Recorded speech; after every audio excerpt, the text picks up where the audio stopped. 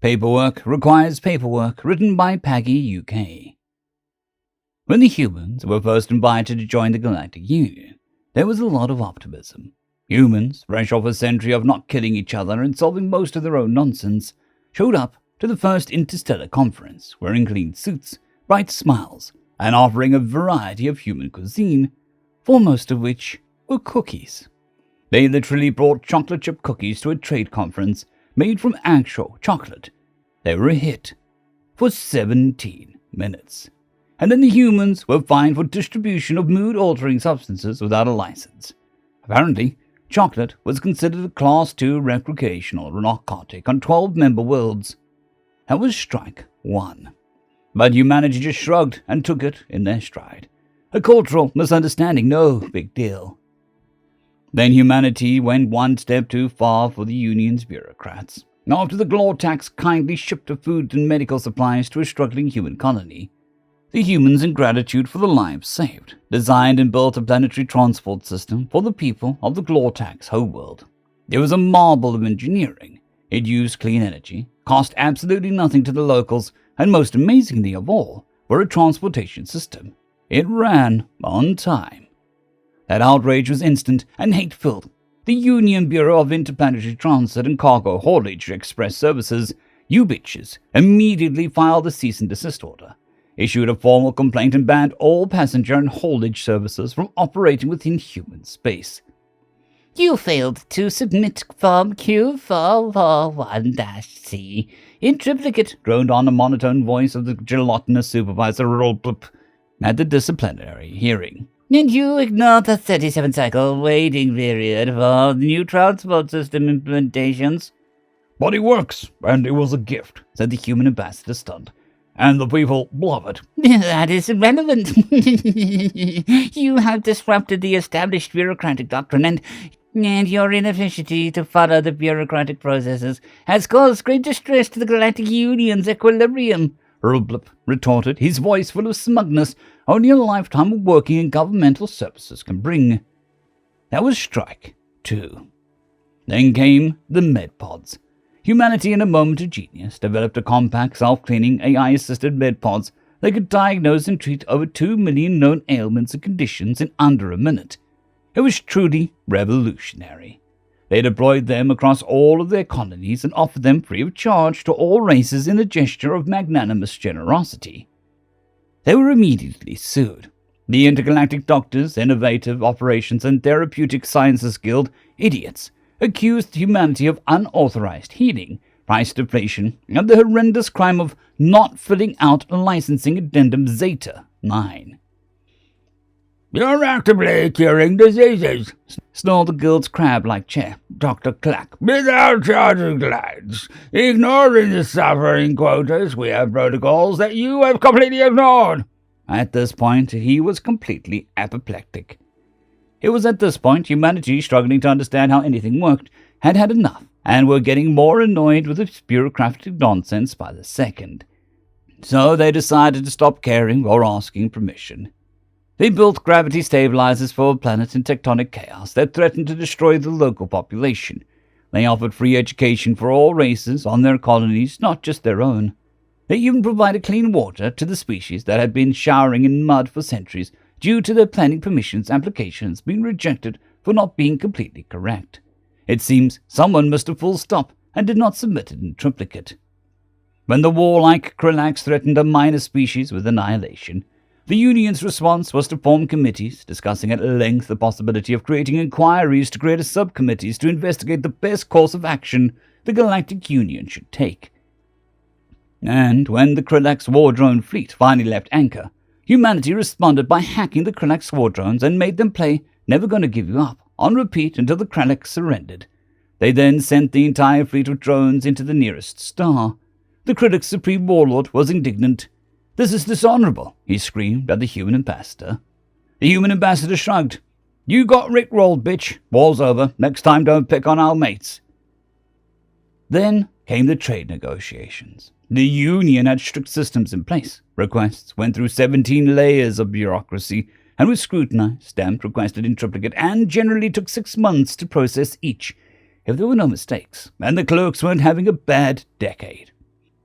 The humans simply responded by ignoring all of this and instead introducing the galaxy to digital marketplace. The simple process of adding your item to a basket and buying it now became a galactic sensation overnight. The Grothium Trade Minister nearly fainted. You mean no waiting period? No ceremonial ink signing? Nope, came the happy reply of the human merchant. Free shipping on all bulk orders over 100 million metric tons. The Union went berserk, accusing the humans of instigating mercantile chaos and upending civilization. The humans simply shrugged and offered a free air freshener with the first 1,000 orders. 1,000 sanctions followed, threats of embargoes and official notices of imminent expulsion from the Galactic Union for excessive helpfulness. So the humans did the only thing they could. They held a press conference, broadcast across 10,000 worlds. The human ambassador stepped up to the mic. He cleared his throat, adjusted his collar, and looked directly into the camera. We joined the Union in the hope that we would become part of something bigger. But this bureaucracy is a joke. Your paperwork requires paperwork. Your approval process requires, in some instances, ancestral blood samples. Your emergency response teams arrive not immediately after the disaster, when they could be of some help, but centuries later, when the people have rebuilt. His stern look got more serious, and his voice took on an ominous tone. We're not playing anymore. From behind him, someone hoisted a big homemade banner that read, Humanity, Feck, yeah. Sanction us, fine. Hell, even kick us out, he said, smiling. But we'll keep helping, we'll keep fixing, and we'll keep building. And if any of you actually want results, well, you know where to find us. And with that, he took out a single chocolate chip cookie and took a bite. Yum, he said, still staring into the camera.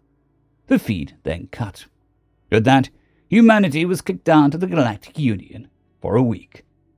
A rogue asteroid, deflected from its harmless trajectory by bureaucratic misunderstanding and delays in processing the correct forms to amend the mistake, put it on a straight, deadly path towards the planet, which is home to the Galactic Union Senate building. And none of the official protocols allowed for planetary deflection without 15 viability studies and a debate on whether it could harm the indigenous microbes residing on the asteroid.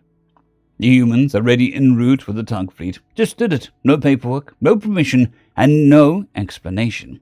They just saved 10 billion lives. Then they left a posted note stuck to the asteroid the size of a continent for all to see. It said, You're welcome, Team Earth. From that point on, humanity remained a non-compliant ally of the Galactic Union, technically rogue and officially unsanctioned. Unofficially, they are friends to many races and have never been known to turn down any request for help. And they are the only ones to call in a crisis, as they are the only ones to get crap done. They always bring cookies, with a smile.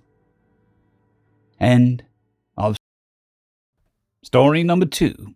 Harmless, written by Curious Wombat 42.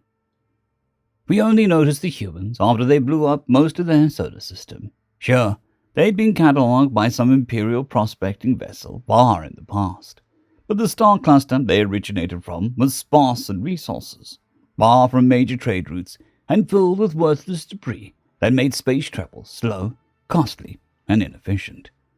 So the United Empire of Thal never bothered with it, and the pre-FTL human race was given no more attention than a single footnote in the Archive Survey Protocol.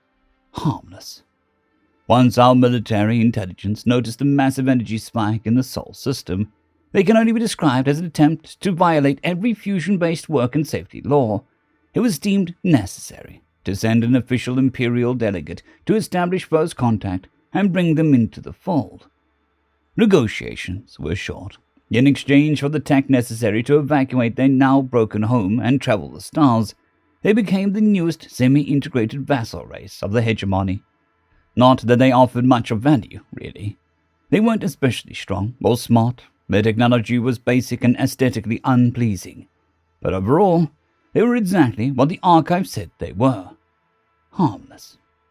Having lost their home system, most humans took to the stars as nomads and vagabonds, jumping from job to job and system to system, ferrying cargo or running low-skilled labor on space stations. They were resilient, or maybe just stubborn. Not exceptional in any way, but reliable. Could work in a wide variety of temperatures without much complaining. did not need much space or comfort to rest, and asked for little to no wage. It was no wonder that over the coming decades, most ships and almost every larger spaceport in the Empire had some humans on their payroll, just doing their jobs and chatting with their species' diverse co-workers. If one would have observed them, someone that mattered, that is, then they would have noticed a strange thing about humans. Instead of talking to other species in the common galactic tongue, which the ruling line of our Empress had spread to the unifying language to all vassal states and assimilated sectors, they wasted their time learning local tongues. All of them. It was not uncommon to see a human explaining one of their card games to 7 different species of dock workers, switching between all of their languages while substituting missing vocabulary with gestures and pictures. We brushed it off as a human thing. They were weird, but again, harmless. Then the day of fracturing happened. Our Empress had died without a clear successor. Her many spawned vied for power, and the greatest civil war of imperial history broke out, shattering our proud and ancient realm into patchwork of rivaling states. Old vassals, especially those whose subjugation had been less peaceful, declared independence, and integrated species of all kinds rebelled against their rightful place beneath us. Having been spread across the galaxy, humanity was a present minority in every new proclaimed nation. There had rarely been soldiers. They generally were declared unfit for service, either too weak, too slow, or too undisciplined. Humans remained mostly on the sidelines of the conflict, continuing with their menial jobs as if the galaxy had not just caught on fire. Guess if your species had to overcome their home system literally breaking to pieces, seeing the universe plunge into chaos becomes no excuse to slack off, somehow. In addition, many human nomad fleets declared neutrality, continuing to deliver their cargo, offering repairs and resupplies to anyone who would require it. We sure weren't complaining. Those jobs still needed to be done by someone, after all. Soon, having a human as your supplier or in your workforce became a sign of security, not only for us, but for all the other splinter factions as well. A guarantee that even in an emergency, things would, in some way or another, continue to function. Whenever one side would conquer a star or port or station, the employed humans had simply kept their positions.